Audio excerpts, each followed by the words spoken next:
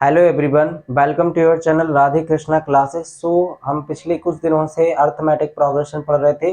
Arithmetic progression को हमने अच्छे तरीके से डिटेल डिस्कशन हो गया था हमारा अर्थमेटिक प्रोग्रेशन पर। तो अब हम अर्थमेटिक प्रोग्रेशन यानी एपी में हम एक नया टॉपिक पढ़ेंगे, मिडिल टर्म। किसी भी एपी का हम मिडिल टर्म कैसे निकाल पाएंगे। तो जो किसी भी टाइप की एपी रहेगी, जो एपी रहती है, उस एपी में जो मिडिल टर्म है वो हमारे टोटल नंबर ऑफ टर्म पर डिपेंड करेगा। वो किस तरीके से डिपेंड करेगा, आइए उसको समझते हैं। जैसे कि ये देखिए, मिडिल टर्म हमारा आज का टॉपिक है। और जो मिडिल टर्म जो डिपेंड करता है वो किस पर, नंबर ऑफ टर्म पर डिपेंड करता है, जिसको हमने क्या कर लिया, लेट कर लिया एन। तो जो नम एपी का मिडिल टर्म होगा वो किस तरीके से डिपेंड करेगा, इफ एन इज ऑड। अगर किसी भी एपी में अगर टोटल नंबर ऑफ टर्म्स कितने होंगे, ऑड ऑड नंबर में होंगे। मान लीजिए एज एज्यूम मान लीजिए 25 है, ये ऑड नंबर है।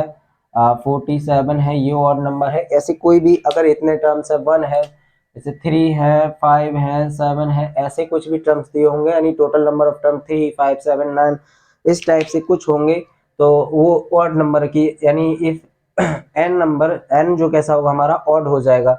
तो अगर हमारे एपी में टर्म्स की नंबर ऑफ टर्म्स ऑड है, तो मिडिल टर्म किस तरीके से निकाला जाएगा, ये निकाला जाएगा मिडिल टर्म n+1/2।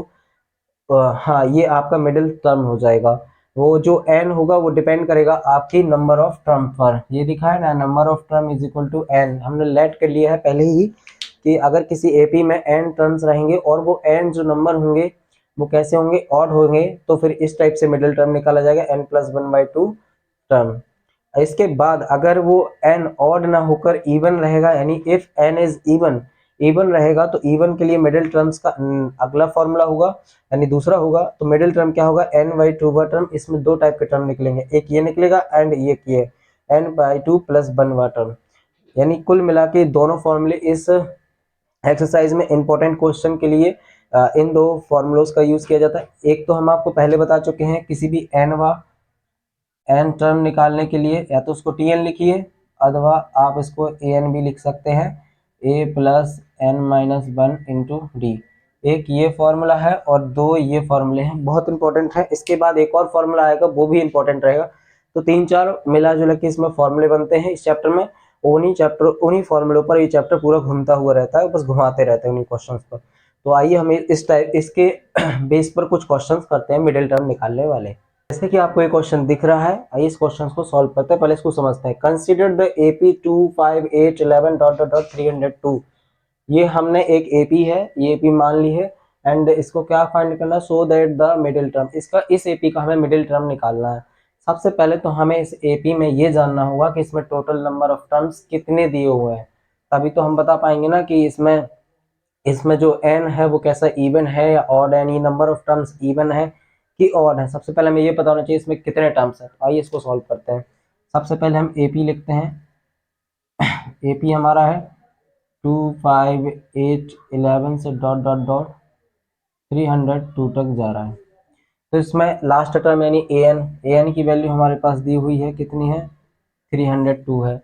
तो जो हमारे पास इसकी वैल्यू दी है तो हम इसी का फॉर्मूला लगा देंगे। तो A N is equal to क्या होता है, a+n-1 × d। इस n की वैल्यू हमें फाइंड करनी है, तो ब्रैकेट बना लीजिए। an की वैल्यू हमारे पास 302 दी हुई है, हमने वही पुट कर दी। a is the first term, a हमको क्या दिया हुआ है, 2 दिया है। And d is equal to 2 minus, sorry 5 - 2, 5 - 2 is equal to 3। तो d की वैल्यू हमारे पास 3 दी हुई है, a की वैल्यू 2 है, यानी a की जगह हम 2 लगाएंगे, n-1। d की वैल्यू हमारे पास 3 दी हुई है, 3 रख दिया, 302 रहेगा। ये हो जाएगा 2 + 3n - 3, तो ये हो जाएगा 302 इज इक्वल टू 3 - 2, यानी 2 के प्लस के हैं और माइनस के 3 हैं, तो मिला जुला के हमारे पास आ जाएगा -1, क्योंकि प्लस माइनस माइनस हो जाएगा और 3 में से 2 चले आएंगे, 1 बचेंगे। बड़ा वाला माइनस का है, इस वजह से माइनस का साइन आ गया। ये आ जाएगा 302, ये माइनस का इस साइड आ जाएगा 1, तो मिलके हो जाएगा इस साइड प्लस का, और यहाँ 3n, तो इसको इस साइड लेते हैं 3n, इसको इसमें प्लस कर देंगे तो 303, और n की वैल्यू हमारे पास आ जाएगी 101। 101 इज द ऑड नंबर यहाँ लिख देंगे विच इज ऑड नंबर, जो कि क्या है, ऑड नंबर है 101, इसलिए इसका मिडिल टर्म निकालेंगे। फिर हम लिखेंगे then middle term is equals to n plus 1/2 term. n की जगह 101 लगा देंगे प्लस 1/2 टर्म। 101 प्लस 1 हो जाएगा 102/2, इसकी वैल्यू आ जाएगी 2 5 से 10, 2 1 से 2, यानी मिडिल टर्म आपका क्या आएगा, मिडिल टर्म आपका आ जाएगा 51। 51 नंबर पर जो भी टर्म होगा वो क्या होगा, आपका मिडिल टर्म होगा। मिडिल टर्म हमने फाइंड कर लिया इस तरीके से। आई होप आपको ये समझ में आ गया होगा। समझ में आया है तो आप वीडियो को लाइक कर दें और चैनल पर नए हो तो चैनल को सब्सक्राइब जरूर करें। आइए हम इसके आगे और भी क्वेश्चंस करते हैं। सबसे पहले इसका स्क्रीनशॉट ले लीजिए। ठीक है, चलिए आगे बढ़ते हैं। हमारा दूसरा क्वेश्चन, सेकंड क्वेश्चन, ठीक है। तो बिच क्वेश्चन देखते हैं, पहले समझते हैं। Which term of the arithmetic progression, which term of the arithmetic progression 5 15 25 dot dot dot and so on will be 130 more than its 31 term। इस क्वेश्चन को समझते हैं। पहले क्या है, कौन सा इसमें अर्थमेटिक प्रोग्रेशन का टर्म होगा जो 130 130 यानी 130 ज्यादा होगा उसके 31 टर्म से। ये क्वेश्चन है पूरा। इस एपी का कौन सा 31 टर्म से 130 ज्यादा होगा, इस एपी में ऐसा कौन सा टर्म होगा। तो सबसे पहले आइए सॉल्यूशन देखते हैं इसको। तो इसमें एपी का है, आपके लिए एपी जो दी हुई है वो है 5 15 25 से डॉट डॉट डॉट पता नहीं कहाँ तक जा रही है। तो इसमें सबसे पहले हमारे पास दिया है ए यानी फर्स्ट टर्म। फर्स्ट टर्म हमारे पास है 5 and D is a common difference. Common difference कितना है, 15 माइनस 5 कितना बचा है, 10। 10 इज द हमारा common difference. A is the first term. तो इसमें जो हमारे लिए जिस टर्म की हमें सबसे पहले इसकी वैल्यू निकालनी पड़ेगी 31 टर्म, 31st टर्म। तो 31st टर्म के लिए क्या मानते हैं, ए एन यानी A31। एन की वैल्यू 31 क्योंकि पूछ रहा है 31 से 130 ज्यादा वाला कौन सा टर्म होगा।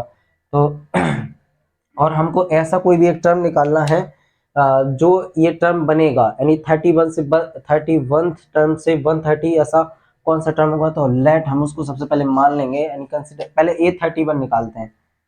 A31 प्लस A31 से कितना ज्यादा होगा, 130 ज्यादा होगा कोई ऐसा एक टर्म, उसको मान लेते हैं हम an की वैल्यू कितनी होगी, A31 से 130 ज्यादा होगा। हम एक लाइन लिखेंगे इसमें सबसे पहले,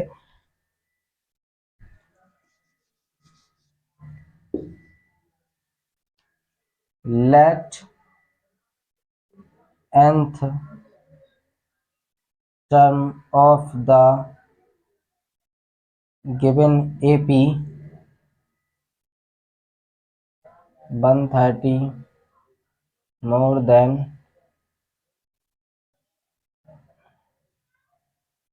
its 13th term, वो क्या होगा, an की वैल्यू कितनी होगी, A31 से 130 ज्यादा, A31 से 130 ज्यादा, A31 की वैल्यू क्या निकलेगी, A plus 31 minus 1 into D plus 130। ए की वैल्यू हमारे पास है 5, 31 माइनस 1 यानी 30, डी की वैल्यू हमारे पास है 10 प्लस 130। इसको सॉल्व कर देंगे तो हो जाएगा 5 प्लस 3, 30 इंटू 10 हो जाएगा 300 प्लस 130। इसको ऐड कर देंगे तो ये मिलके बन जाएगा 0 5 3 4 435 435। देखिए यहाँ पर हमारे पास an की वैल्यू आ गई। an इज द हमारा जो वो टर्म होगा जो बनेगा 130 यानी 31 31st टर्म से 130 ज़्यादा वाला टर्म ये होगा, लेकिन उसको नंबर ऑफ टर्म नहीं फाइंड कर पाए हैं ना कि nth जो टर्म होगा वो कौन सी नंबर वाला टर्म होगा। तो यहाँ तो हमको an की वैल्यू पता चल गई, इसके लिए इसका थोड़ा सा फॉर्मूला और खोल देंगे तो हमें पता चल जाएगा। देखिए कैसे, an का फॉर्मूला लगाएंगे तो बन जाएगा a plus n minus one into D is equal to आएगा 435। तो a की वैल्यू हमारे पास कितनी थी, 5 थी। n की वैल्यू हमें फाइंड करनी है, d की वैल्यू हमारे पास 10 है, तो हो जाएगा 435। इस 5 को उस साइड लेके चले जाएंगे तो हो जाएगा 10n minus 10 is equal to 430 हो जाएगा। इसके बाद इसमें 10 से पूरे इस साइड लेफ्ट साइड और राइट साइड दोनों हम 10 से डिवाइड करेंगे तो यहाँ बचेगा n माइनस 1 बच जाएगा, और जब हम 10 से डिवाइड करेंगे तो यहाँ हो जाएगा 43। तो n इज इक्वल टू यहाँ माइनस का 1 इस साइड चले आएगा तो हो जाएगा प्लस के 1, यानी 44th नंबर का टर्म जो होगा वो उसे एक 31st वाले टर्म के 130 से ये इतने नंबर वाला टर्म यानी 44 नंबर का टर्म बराबर होगा। यानी जो n44 की वैल्यू आएगी वो इस 31th टर्म के 31st टर्म से ज़्यादा 130 के बराबर होगी। ठीक है, आई होप आपको ये समझ में आया होगा। अगर आपको ये क्वेश्चन समझ में आया है तो प्लीज़ चैनल को सब्सक्राइब कर लें और वीडियो को लाइक ज़रूर कर दें। Thank you very much. इसके बाद मिलते हैं हम नेक्स्ट वीडियो में। Thank you very much.